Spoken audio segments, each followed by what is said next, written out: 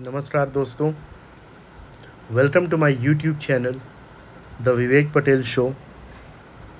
आज सुबह एक ऐसी घटना घटी जिसने सभी को झकझोर दिया। हिंदुस्तान के उत्तराखंड राज्य में एक मनसा देवी का मंदिर है जो हरिद्वार में है। वहाँ सुबह एक अफवाह फैली कि सीढ़ियों में करंट है, जिससे लोगों में अफरा तफरी का माहौल हो गया। लोग भागने लगे और उसके बाद जो हुआ वो बहुत ही दुखद है। उस भगदड़ में कम से कम 6 लोगों की मौत हो गई, वहीं दर्जन भर से ज़्यादा लोग घायल हो गए।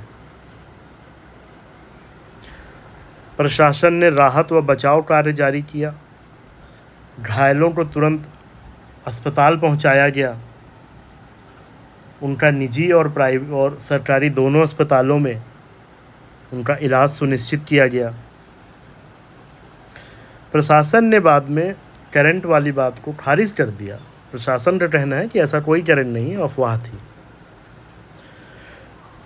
उत्तराखंड के मुख्यमंत्री धामी साहब ने इस घटना का जायजा लिया। मजिस्ट्रेट लेवल जांच की घोषणा की गई। मृतकों के परिजनों के लिए मुआवजे का ऐलान किया गया। मृतकों के परिजनों को 2-2 लाख रुपए और वहीं घायल लोगों को 50-50 हज़ार रुपये देने की घोषणा की गई। लेकिन इसके बाद क्या? कुछ दिनों बाद ऐसी दूसरी घटना होगी। इसके पहले भी होती रही हैं, आगे भी होंगी। तो क्या आपको लगता है कि मानव जीवन इतना सस्ता है? कहीं भगदड़ होगी और दर्जनों लोग मार दिए जाएंगे। ये भारत भर की समस्या नहीं है, दुनिया के दूसरे हिस्सों में भी ऐसी घटनाएं हुई हैं जहां मानव क्षति भी हुई है। सऊदी अरब में भगदड़ हुई जहां बहुत सारे लोग मारे गए। अफ्रीका के घाना में भगदड़ हुई, वहाँ भी लोग मारे गए। फिलीपींस में ऐसी घटना हुई, वहाँ भी तमाम लोग मारे गए। तो इससे ये पता चलता है कि ऐसी घटनाएं सब जगह हो रही हैं, किंतु ज़्यादातर घटनाएं धार्मिक आयोजनों के दौरान होती हैं। तो मैंने इस पर थोड़ी रिसर्च की तो पता चला नेशनल क्राइम रिकॉर्ड ब्यूरो ऐसी मौत का डायरेक्ट आंकड़े जारी नहीं करता है, किंतु एनसीआरबी के पास एक सेक्शन है accidental deaths and suicides in India. उसमें ऐसी भगदड़ से होने वाली मौतों का जिक्र किया गया है। 2001 से 2022 के दौरान इन 20-21 सालों में एनसीआरबी के हिसाब से 3074 लोग मारे गए, जिसमें 2169 पुरुष थे, बाकी महिलाएं थी। तो इससे ये भी पता चलता है कि ऐसी घटनाओं में पुरुष और महिलाएं, बच्चे, बूढ़े सभी लोग नुकसान उठाते हैं, अपने परिजनों को खो देते हैं। अगर हम स्टेट वाइज डेटा देखें तो इस दौरान झारखंड, महाराष्ट्र, आंध्र प्रदेश, तमिलनाडु, इन 4 राज्यों में 50% से अधिक मौतें हुई। इसका ये मतलब बिल्कुल नहीं है कि बाकी राज्यों में ऐसा नहीं होता है। यह पूरे भारतवर्ष की नहीं, पूरी दुनिया की समस्या है। तो हम भारत के परिप्रेक्ष्य में बात करते हैं। अब मैं आपको कुछ लेटेस्ट ऐसे इंसिडेंट बताता हूँ जो अभी कुछ दिनों पहले हुए हैं। पिछले महीने जून 2025 में बेंगलोर के चिन्ना स्वामी स्टेडियम में आईपीएल जीतने की खुशी में आरसीबी ने एक जश्न मनाया और उस जश्न के दौरान भगदड़ हो गई, जिसमें 11 लोग मारे गए। फरवरी 2025 में नई दिल्ली रेलवे स्टेशन से प्रयागराज के लिए कुंभ के लिए एक ट्रेन जानी थी, जिस ट्रेन को लेकर लोगों में भगदड़ हुई और कम से कम 18 लोग मारे गए। जनवरी 2025 में कुंभ के दौरान ही मौनी अमावस्या के शाही स्नान को लेकर भी ऐसी घटना हुई, जिसमें 37 लोग मारे गए ये आधिकारिक आंकड़ा है, किंतु दूसरी मीडिया प्रबंधनों ने इस आंकड़े पे भरोसा नहीं जताया है। उनके आंकड़े इससे कहीं ज़्यादा हैं। जैसे BBC ने कहा है कि कम से कम 82 लोगों की मौत हुई है, वहीं द गार्डियन ने बोला है कि 39 लोग मारे गए। जनवरी 2025 में ही हिंदुओं के धार्मिक स्थान तिरुपति में भी ऐसी घटनाएं हुई जिसमें 6 लोग मारे गए।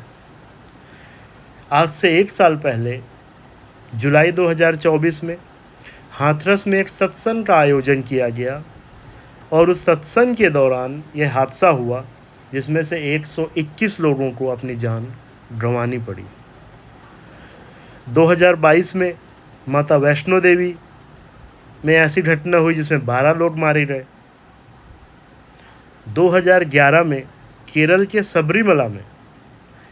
सबरीमला मंदिर में भी ऐसी ही घटना हुई जिसमें 104 लोग मारे गए। 2013 में मध्य प्रदेश के रतनगढ़ मंदिर में एक पुल टूटने की अफवाह फैल रही और लोगों में भय का माहौल हुआ जिसमें 115 लोग मारे गए। 2010 में उत्तर प्रदेश के प्रतापगढ़ में दान लेने के लिए लोगों में होड़ लग गई। लोग अधिक से अधिक दान लेना चाहते थे। लोगों में भगदड़ हुई जिसमें 63 लोग मारे गए। 2017 में मुंबई के एक फुट ओवर ब्रिज में ऐसी घटना हुई जिसमें कम से कम 22 लोग मारे गए। तो इससे ये पता चलता है कि ये हर महीने, हर साल, हर 2 महीने में ऐसी घटनाएं होती रहती हैं और तमाम लोग मारे जाते हैं। तो हमें कुछ ऐसा प्रबंधन करना चाहिए जिससे इन समस्याओं को परमानेंटली रोका जा सके। अगर रोका नहीं जा सकता है तो कम से कम इनको कम किया जा सके और इनमें होने वाले नुकसान को भी कम किया जा सके। क्योंकि दुनिया में मेरे हिसाब से सबसे कीमती कोई चीज़ है तो वो मानव जीवन है। मानव जीवन को बचाने के लिए सरकारों को, इंडिविजुअल तौर पे, सिविल सोसाइटी को, सबको आगे आना चाहिए और ऐसी समस्याएं दोबारा ना हो वो इंश्योर करना चाहिए। इस पे मैंने थोड़ा सा अपने लेवल पे रिसर्च की और जानने का कोशिश की कि ऐसी घटनाओं के कारण क्या है। तो मुझे सबसे पहले जो कारण पता चला वो है कि क्राउड मैनेजमेंट ठीक से नहीं होता है। वहाँ एप्रोप्रिएट अरेंजमेंट नहीं किए जाते हैं। तो आयोजकों को और प्रशासन को मिल के इंश्योर करना पड़ेगा कि सख्त भीड़ प्रबंधन की गाइडलाइंस वहाँ लागू की जाए और किसी भी सूरत पे भीड़ में अफवाह का माहौल ना फैले। इसके लिए हम टेक्नोलॉजी का इन्वॉल्वमेंट भी कर सकते हैं, जैसे लोगों को बिल्कुल जागरूक रखा जा सके, सर्विलांस रखा जा सके, CCTV कैमरे लगाए जाएं, AI आधारित भीड़ प्रबंधन भी किया जा सकता है और भीड़ और जो डेंसिटी है दोनों को कोरिलेट किया जाए कि हमारे पास जो एरिया है और जो इतने दर्शक आने वाले हैं या इतने श्रद्धालु आने वाले हैं, क्या वो वहाँ पे आयोजन हो पाएगा उनका। इसके अलावा जो हमारा प्रशासन है वो प्रशिक्षित कर्मियों को लगाए। वो पुलिस भी हो सकती है, स्वयंसेवक भी हो सकते हैं। आयोजक भी कई बार अपने लेवल से भीड़ नियंत्रण करते हैं। प्राथमिक उपचार की व्यवस्था की जाए। इसके अलावा एक डिजास्टर मैनेजमेंट की टीम को भी वहाँ पे स्टैंड बाई पे रखा जाए ताकि ऐसी समस्याएं होने पे तत्काल प्रभाव से उसे रोका जा सके। इन सब मामलों में जागरूकता और संचार माध्यम बहुत ही इम्पोर्टेंट रोल प्ले करते हैं। तो इसकी भी कोशिश की जाए कि कैसे भी करके संचार को दुरुस्त किया जाए। इसके अलावा जो हमने एक चीज़ और देखी है कि हमारे यहाँ इंटर एजेंसीज़ के बीच में कोऑर्डिनेशन नहीं है।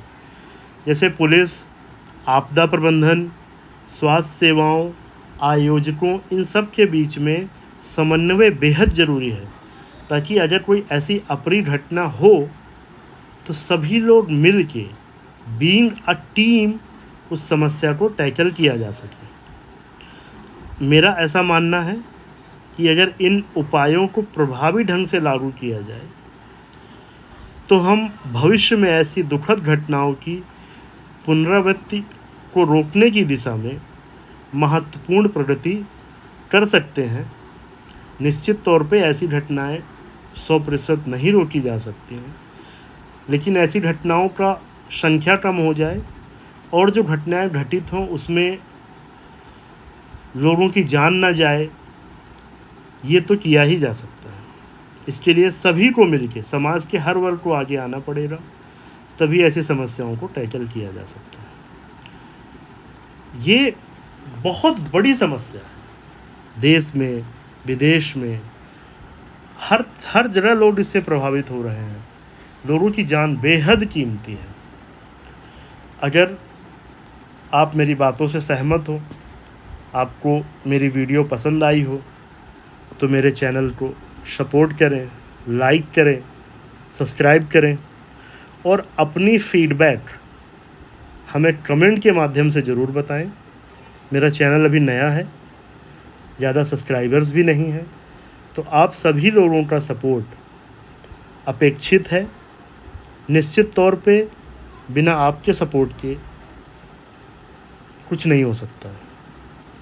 तो अंत में मैं मनसा देवी में हुई घटनाओं में जो लोग मारे गए हैं, उनकी आत्मा की शांति के लिए कामना करता हूँ, उनको शत-शत नमन करता हूँ। धन्यवाद। जय भारत, जय हिंद।